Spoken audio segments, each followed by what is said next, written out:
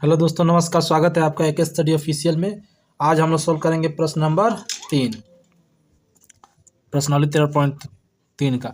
कराए एक जीवन बीमा एजेंट 100 पॉलिसी धारकों की आय के बंटन के निम्नलिखित आंकड़े ज्ञात करता है। माध्यक आय परिकलित कीजिए। यदि पॉलिसी केवल उन्हीं व्यक्तियों को दी जाती है जिनकी आयु 18 वर्ष या उससे अधिक हो, परंतु 60 वर्ष से कम हो। इसका देख लीजिए, ये बंटन दिया है। 20 से कम, 25 से कम, 30 से कम, 35 से कम, 40 से कम, 45 से कम, 50 से कम, 55 से कम और 60 से कम। और यहाँ पर पॉलिसी धारकों की संख्या दी है 2, 6, 24, 45 और 78।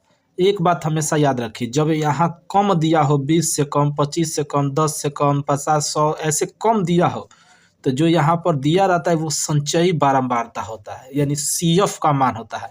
बारंबारता हमको निकालना पड़ता है। चलिए प्रश्नों को सॉल्व करके समझते हैं कैसे। ये मान लीजिए हमारे पास ये प्रश्न दिया है 20 से कम, 25 से कम।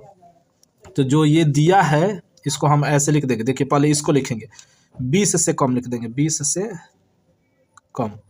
उसके बाद लिखेंगे 20 से 25, 25 से 30, 30 से 35, 35 से 40, 40 से 45, 45 से 50, 50 से